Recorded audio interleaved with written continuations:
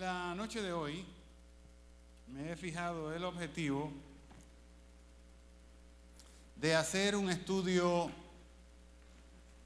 profundo, con algo de profundidad, de seriedad.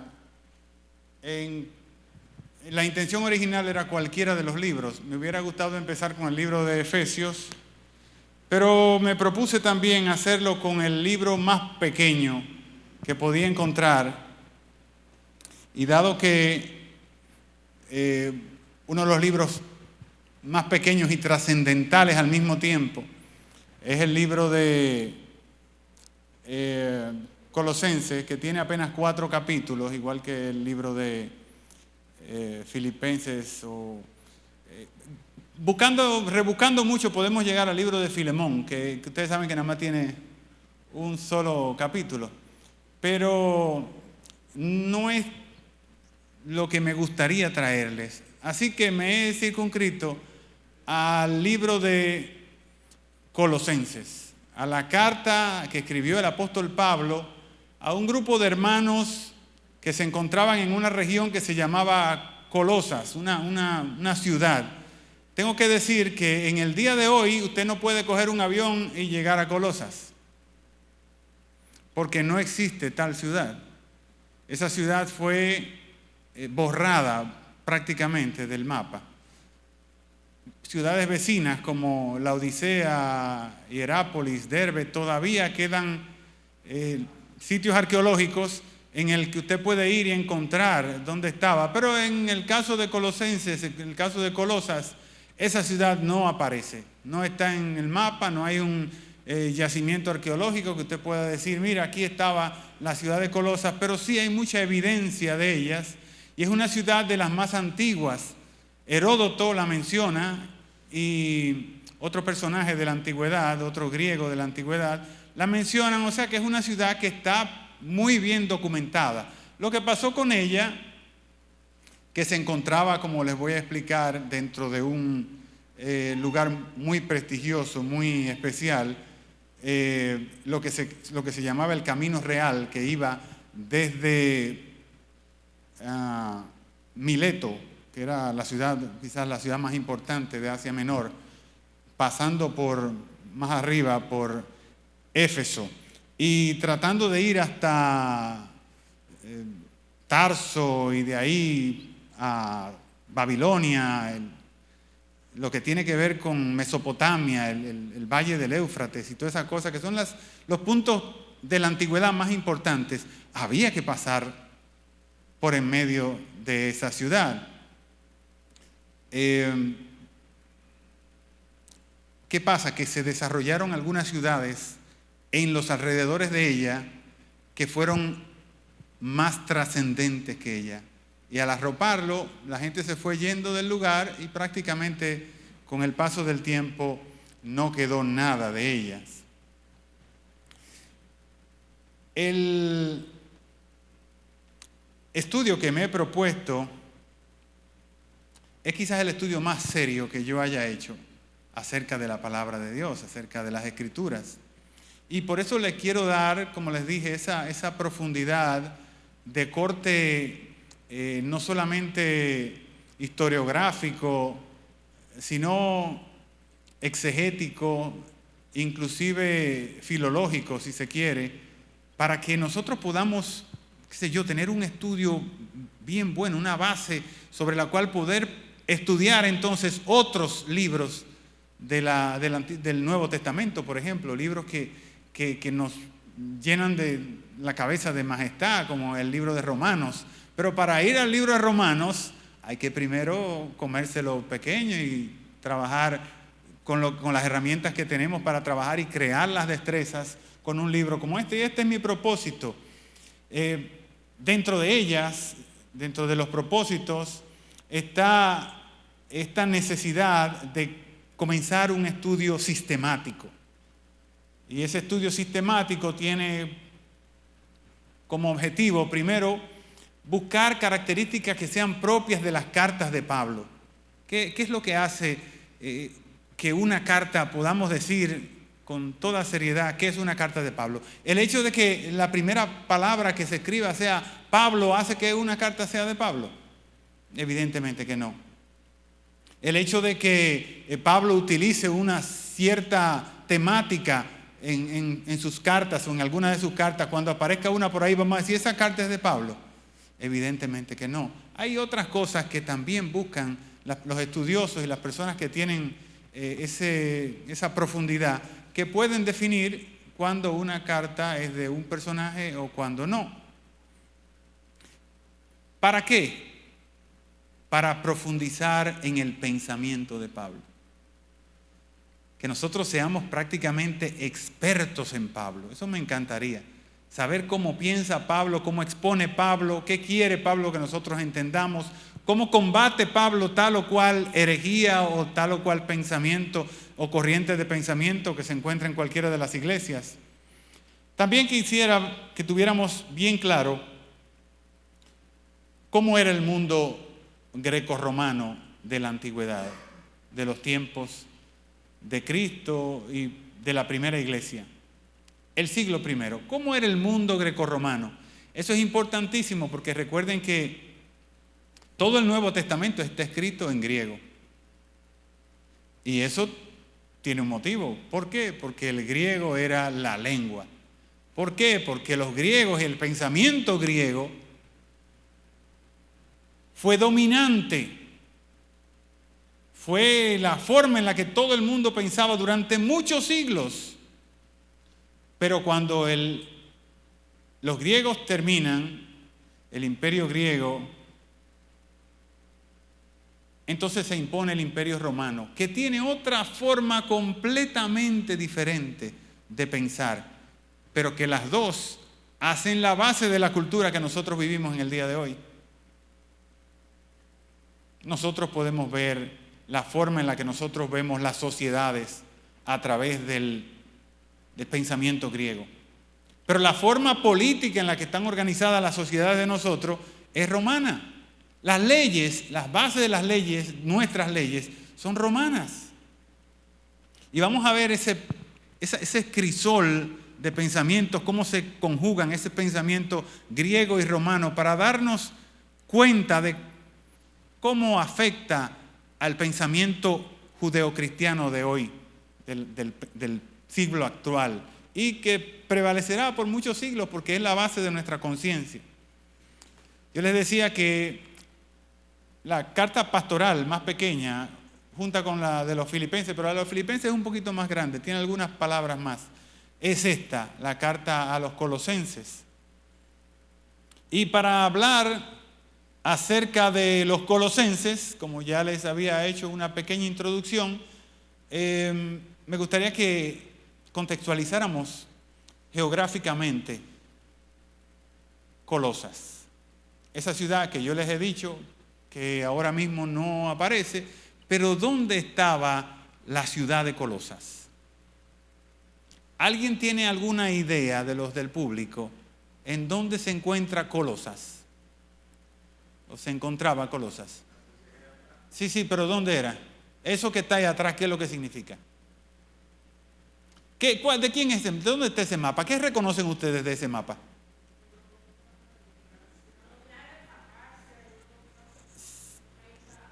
Pero ¿cuál de esos pedazos ahí ustedes reconocen?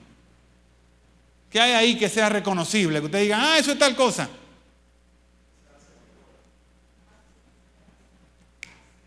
Díganme algo que ustedes reconozcan ahí. Tarso. Mira, él reconoce la ciudad de Tarso. Mírenlo por acá. Mire a Tarso acá. ¿Qué hay debajo de Tarso? Al sur de Tarso, ¿qué hay? ¿Qué hay aquí? ¿Qué hay aquí? No.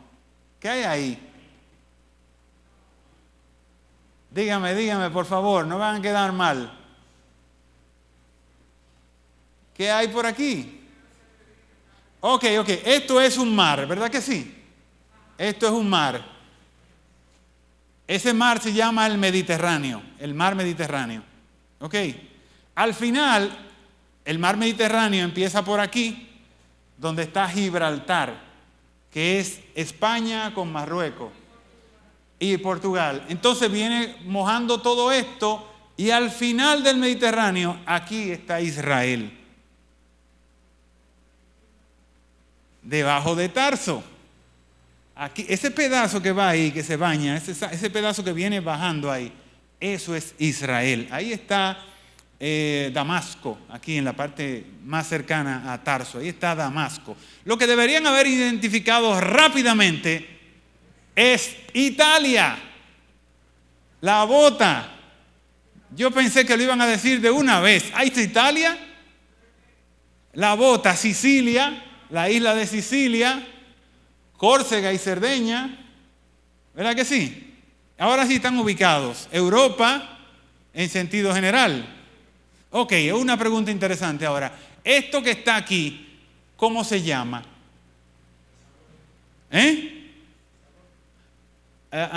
Este pedazo entero ahí, ¿cómo se llama? ¿Cómo se conoce?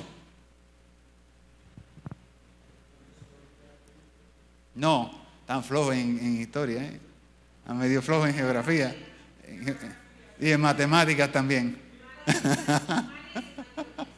Ok, esto acá, esto es Grecia. Grecia.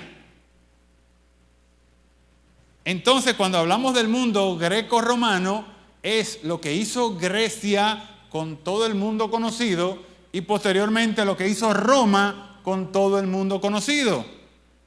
Greco-romano. Entonces, ¿dónde estaba Colosa? Ok, aquí está Éfeso. Ahí está Mileto.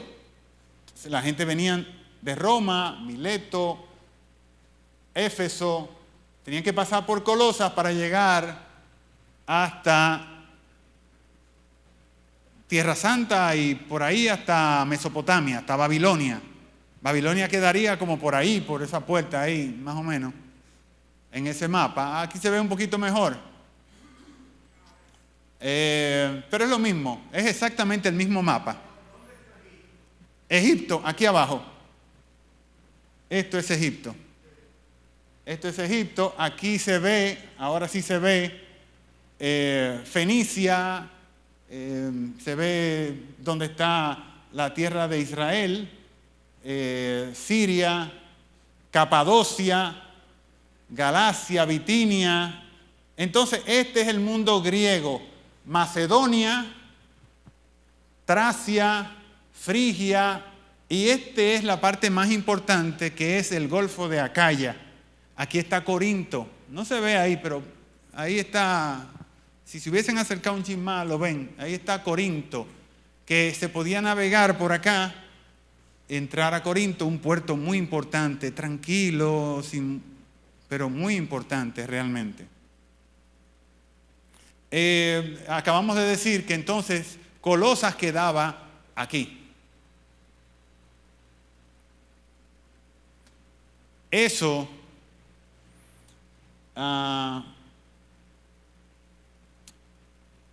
para dar una idea general, aquí está, este es el mapa de los viajes de Pablo. No lo van a poder ver muy bien, pero aquí están los 4 viajes de Pablo. El viaje más importante para mí, el 4.º viaje, que llega hasta Roma. ¿Lo ven? Hasta Roma.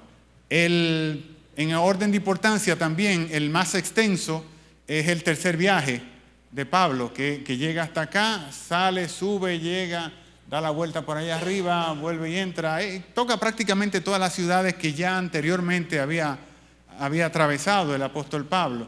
El 3.er viaje. El segundo es un poquito menos y el primero es relativamente sencillo. Pero aquí se ve cómo el apóstol Pablo trató de llegar prácticamente a todos los lugares. Esta parte de acá, en la actualidad, ¿cómo se llama? Los que saben algo más de geografía, ¿cómo se llama esa parte de ahí? Eso se llama Asia Menor. En el contexto de la historia de lo que presenta el apóstol Pablo, toda esta se llama la provincia de Asia Menor. La provincia de Asia Menor. Siglos antes, eso se llamaba el reino de Pérgamo, porque hay otra ciudad muy importante que está por aquí arriba que se llamaba Pérgamo. De ahí viene el término pergamino. Era una gente que estaban bien adelantadas a su época, sabían mucho, tenían mucha conciencia. Bueno, pues ahora, en el día de hoy, todo esto es lo que se conoce como Turquía.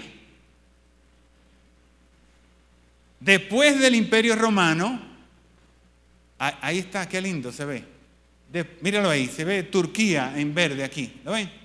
Estamos en lo mismo, o sea, estamos diciendo que por aquí más o menos estaría Colosas, ¿verdad que sí? Turquía, esto es Grecia, se ve ahí, Grecia. Bulgaria, eso tiene algo muy importante, esa región de ahí, porque mire Egipto acá, don Manuel. Egipto, entonces aquí es Israel, esa franja de ahí, Damasco, Siria, y llega a Turquía. Después del Imperio Romano, el imperio más poderoso o más abarcador, y que llegó prácticamente hasta nuestros tiempos, fue el Imperio Otomano. Entonces, el Imperio Otomano o el Imperio Turco, que es lo mismo, el Imperio Otomano, el Imperio Turco, prácticamente gobernaba toda esa área de aquí, toda el área. Turquía era tan grande que cuando los sirios, los libaneses, los egipcios llegaron refugiados a nuestro país, ¿sabe cómo le decíamos? Que todavía le decimos. No importa que fueran de Egipto o de Arabia o de Siria o del Líbano o a todos le decíamos turco. ¿Por qué? Porque eran pertenecientes al Imperio Otomano, eran turcos. No importa, son diferentísimos toditos. Hablando de diferencias, Bulgaria, Rumanía y todo ese pedazo que está ahí, ese pedazo, esa zona que está por aquí arriba, siempre se conoció como los Balcanes. Y hasta hace poco todo eso era una sola república. Se llamaba Yugoslavia. ¿Lo recuerdan? En los libros donde yo estudié, ahí estaba Yugoslavia. Ahora es Croacia, Bosnia, Montenegro, Serbia, y no recuerdo los otros, pero son 5 o 6 en los que se ha roto eso. Eso está roto como estaría rota Turquía, porque hay muchas etnias ahí adentro. Es la primera vez en miles de años que esa gente no están peleando. Esas personas de ese lugar ahí se han pasado toda la vida peleando entre sí, porque no son iguales, porque tienen culturas diferentes, porque tienen características físicas diferentes, son diferentes. Y desde que eran parte de la Gran Grecia, la Grecia de los pensadores, hasta ahora, hasta hace, qué sé yo, 20 años más o menos, cuando se rompió Yugoslavia, más o menos ¿cuánto hace? Digamos que 30 años, o 20 y pico de años. Desde Grecia hasta ahora siempre estuvieron peleando. Entonces, porque son étnicamente diferentes, es como Haití y República Dominicana. Son personas que tú enfrentas uno al otro y tú dices, no, es que no son lo mismo. O argentinos y chilenos, que físicamente no son iguales, se ve claramente. O el caso que más podríamos buscar es el caso de los egipcios y los hebreos. Cuando un egipcio que tenía una conformación, se veía que era un egipcio fácilmente, se encontraba con un hebreo, decía, ese no es egipcio, ese es hebreo. Y era fácil de detectar, para nosotros hasta cierto punto también. Aquí están, como pueden ver, los 7 mares, el mar Adriático, el mar Jónico, el mar de Grecia, si lo cuentan hasta el mar Negro, el mar Egeo, que quizás es lo más importante para nosotros porque aquí se desarrolla gran parte del caminar del apóstol Pablo. Y esto nos lleva a hacer un close-up a la región que nos toca chequear. Asia Menor era una provincia de Roma. Aquí está. Esto es un poquito complicado en materia de accidentes geográficos. O sea, si ustedes ven un mapa de la orografía de ese terreno, ahí todo es montaña. O sea, no hay muchos valles, pero hay estos 2 ríos que son muy importantes. El río Meander, que va de norte a sur, y el río Lico, que es un afluente del Meander y sale y riega todo hasta llegar al mar Adriático, que eso lo vimos en el mapa, yo sé que lo recuerdan. Entonces, fíjense cómo en esa región, atravesando el río así, llegando al río, habían 3 grandes ciudades: la Odisea, Colosas y Hierápolis. Lo vimos en el primer mapa. ¿Tú te acuerdas que tú me dijiste eso es Hierápolis? Llegando por el río. O sea, aprovechando. Y estaban en un valle. ¿Cómo que se llama el río? ¿El río cómo que se llama? El río Lico. El río Lico. El Lico. Entonces, ¿cómo se llama el valle? El Valle del Lico. El Valle del Lico. Y como era un valle, y eso es todo montaña, y hay un río, donde hay un valle hay un río, ustedes saben que hay mucha hierba. Y como había mucha hierba, entonces había mucho ganado. ¿Y cuál es el ganado de esa área? La vaca. Las ovejas. El ganado de esa área son las ovejas. Entonces, Colosas toma su nombre, probablemente, eso no es una certeza matemática, pero el nombre de Colosas viene del hecho de que ellos criaban unos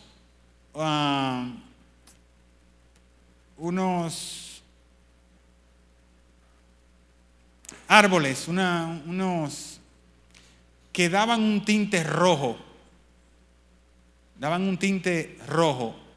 que ellos desarrollaron la tecnología para la lana de las ovejas ponerla roja. Entonces durante mucho tiempo ellos fueron como los genios del mal. Hacían esa lana que era hermosa, que era vistosa, con ese asunto que ellos habían descubierto que le llamaba colosium. De ahí viene el término colosas, probablemente. Aunque colosas también en griego significa grande. ¿Te has visto que algo es colosal? Colosal, que significa grandioso. Entonces, en una de esas dos está el significado real de la palabra colosas, pero la verdad es que se ha perdido en el ir y venir del tiempo. Colosas viene del griego antiguo kolosai, que posteriormente llega al latín como transliterado, como Colosas. Recuérdense que es cierto que el griego era el idioma que todo el mundo conocía, el idioma que todo el mundo necesitaba saber para comerciar, pero el imperio era romano. Y los romanos querían también imponer su lenguaje, su idioma. Ellos no aprendían ninguno de los idiomas donde llegaban. Ellos querían imponer el latín. Porque al final ellos eran los que tenían la fuerza.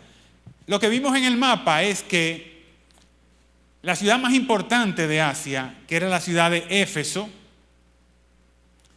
estaba más o menos a 180 a 160 kilómetros de Colosas. Y que entre Éfeso y Colosas había una ciudad muy importante, que era la ciudad de Hierápolis, que estaba aproximadamente a 80 kilómetros de Colosas. Eso lo vimos, ¿verdad que sí? Lo vimos en el mapa.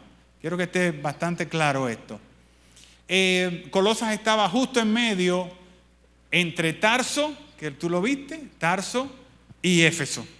Si lo ponemos en el mapa, nos vamos a dar cuenta que Colosas, la ciudad de Colosas, está a medio camino entre Tarso y Éfeso. Por lo cual, de Tarso a Éfeso, más o menos cuánto, lo que hace en matemática, más o menos cuántos kilómetros hay. De Tarso a Éfeso. ¿Cuánto? Vuelvo de nuevo. Está a medio camino entre Tarso y Éfeso. De Éfeso a Colosas habían 160 kilómetros.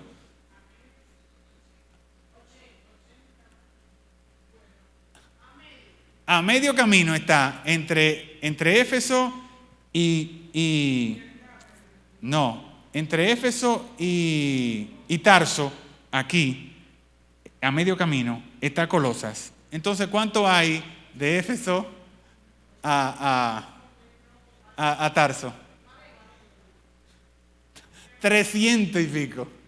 Porque está a medio camino. Los otros faltan 300 kilómetros. O sea que, para que lo vieran en términos en términos que ustedes conocen, eso es como ir de Higüey a Dajabón. ¿Se entendió? Ese pedazo que está ahí en el mapa, para que nosotros veamos lo que hay, está como entre Higüey y Dajabón, o quizás un poquito más para allá de Dajabón. Son 320, 340 kilómetros más o menos. ¿Se entendió ahora? Es para que tengan una idea de lo que había que caminar entre Tarso y Éfeso. ¿Se podía hacer en un día? ¿Se podía hacer en una semana?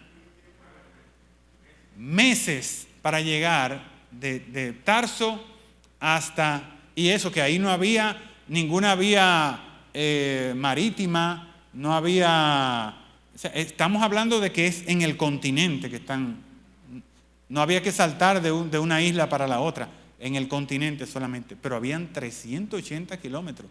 O sea, usted no iba de Hierápolis a Colosas en un solo día. Eran 40 y pico de kilómetros. O sea, usted tenía que estar. ¿Ustedes recuerdan a Maratón, la ciudad de Maratón? No. Bueno, no nos vamos a meter ahí porque ya se me está acabando el tiempo. Estaba en el Camino Real, como yo le dije. Tenía por su posición, por la posición en la que estaba, tenía una gran influencia griega, porque en algún momento duró siglos siendo posesión griega, pero era una provincia romana, la provincia de Asia Menor. Dentro de ello era que se encontraba esto. Adelante. Ahora vamos a hablar acerca de la iglesia de Colosas. Nosotros sabemos que el apóstol Pablo le mandó una carta a esa iglesia. Ya les dije que esa ciudad, 300 años después, ya no existía. O sea, en el siglo IV de nuestra era, ya Colosas no se sabía exactamente dónde estaba. Pasó de ser una gran ciudad a ser un pueblo pequeño, a desaparecer. La gente se fueron para donde tenían que irse, para Hierápolis, que todavía existe, o para la Odisea, que todavía se puede ver el asentamiento donde estaba. ¿Por qué? Porque ellos eran una ciudad eminentemente agrícola, por la posición en la que estaba, y no desarrollaron tecnologías ni se dieron bueno en eso de las compras y las ventas, entonces tendieron a desaparecer. Ok, lo que se sabe de eso es que bíblicamente, usando los argumentos de la Biblia, no podemos decir que el apóstol Pablo fue nunca a Colosas. No tenemos en el Nuevo Testamento, en el libro de los Hechos, a partir del capítulo 19 y 20, que es donde se desarrolla el tercer viaje de Pablo, que es la ruta que yo les mostré que más cerca pasa de Colosas. Ahí no se ve que el apóstol Pablo fue a Colosas. Pero sabemos que el apóstol Pablo duró, ¿cuánto duró el apóstol Pablo predicando en Éfeso? ¿Qué tiempo duró el apóstol Pablo en Éfeso?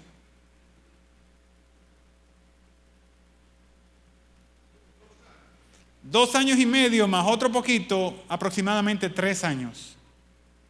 El apóstol Pablo duró 3 años en Éfeso. Si se leen el capítulo 19 y el capítulo 20, rápidamente el libro de los Hechos, se van a dar cuenta de que él duró varios meses primero, que se reunía en la sinagoga de los judíos, y después, cuando ya instaló su campamento en Éfeso, venían de todos los sitios a hacer conversación con Pablo. Eso lo pueden ver, como les dije, eso sería interesante. Por razones de tiempo no lo vamos a tocar, pero sí está bastante bien documentado. Mira, en el libro de los Hechos, en el capítulo 10, se ve. Pero, ¿qué es lo importante de acá? Lo importante es que sabemos que no fue el apóstol Pablo que fundó esa iglesia. Pero tuvo que haber sido una de las personas que constantemente iban a Éfeso a nutrirse de la doctrina de Pablo. O sea, que podemos decir que Pablo fue una especie de abuelo de esa iglesia. No fue el padre de la iglesia, pero muy probablemente fue quien instruyó a la persona que levantó la iglesia de ahí. Por la misma carta de Colosenses o la carta a Filemón o la carta a los Filipenses, nosotros nos damos cuenta que aparece un nombre que se repite mucho, que es el nombre de Epafras. Epafras, en la carta a los Colosenses, el apóstol Pablo señala que probablemente sea Epafras el fundador de esa iglesia. Vamos a leer rápidamente, la primera vez que vamos a leer en esta noche, vamos a leer en el libro en esa carta a los Colosenses, en el capítulo 1, el versículo 7.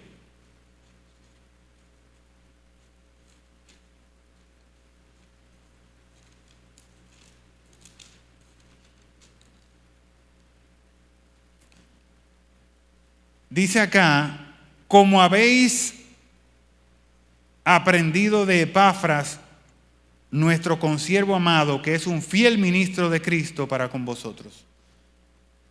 Él dice, ¿ustedes aprendieron de quién? De Epafras. Entonces, el que le enseñó a ustedes, fui yo que lo enseñé.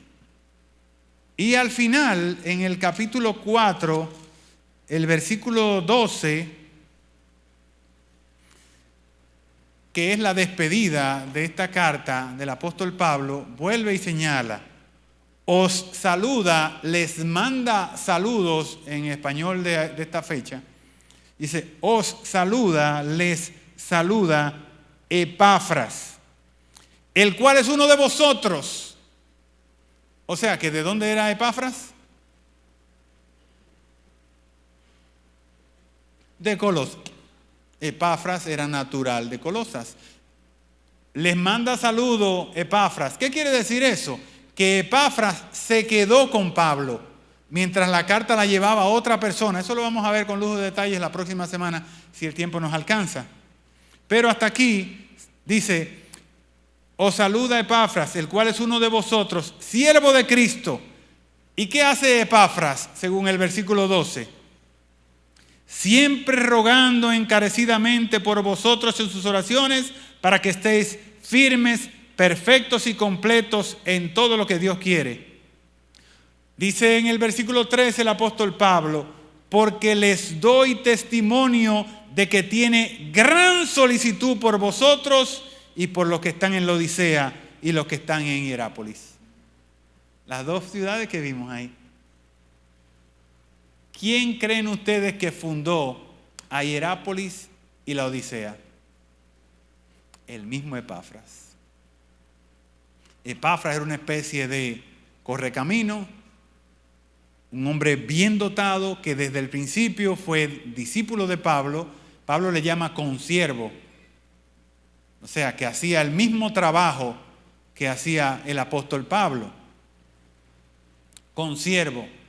Epafras es mencionado por Pablo como maestro de Colosas en 1:4, así como muy afanado por la Odisea y Hierápolis. Es muy probable que en el tercer viaje de Pablo pasara por ahí, pero eso, como les dije, no está documentado. Y si no está documentado, nosotros podemos decir que no hay nada concluyente que diga que en alguna ocasión Pablo fue a Colosas. De manera que eso se trasluce también por los saludos. Los saludos del apóstol Pablo son muy puntuales. Lo que quiere decir que o no conocía a los que vivían en Colosas, o conocían solamente a las personas que habían ido hasta donde él, ya sea en Éfeso o en Roma, y entonces le pone saludos muy especiales a Ninfa, donde él dice acá, a los de la casa de Ninfas y a la iglesia que está en su casa, y a la gente de la Odisea. A Arquipo también, que es el que lleva la carta. Eso lo vamos a ver en el día de mañana, en el próximo miércoles. Pero sí, hasta aquí podemos dejar esta introducción que nos da el sentido de a quién le escribía, a qué iglesia le escribía. No hay una certeza de por qué el apóstol Pablo escribe esa carta. Pero es una carta fenomenal. En la próxima semana hablaremos no vamos a entrar a la carta, las 2 semanas que me tocan es una introducción, exclusivamente una introducción a la carta. Vamos a discutir en la próxima semana de qué habla la carta, qué pudo haber motivado la carta, porque no está gráficamente aquí en el cuerpo de la carta. ¿Y qué dice la crítica acerca de la autoría de esa carta? ¿Es de Pablo? ¿No es de Pablo? ¿Qué arguyen? ¿Y qué hay como contraindicación a esos argumentos que la alta crítica presenta a esta carta a los colosenses? Me gustaría muchísimo que de aquí al miércoles todos nosotros nos involucráramos a leer el capítulo 1 de la carta a los colosenses. El capítulo 1. Tengo material para que con el versículo 1 hagamos un estudio, solamente del versículo 1. Traten de leer el capítulo completo, pero como les dije, lo vamos a llevar al paso porque este debe ser un ejercicio serio de análisis de la palabra de Dios, lo que vamos a tener a continuación. Dios les bendiga. Gracias.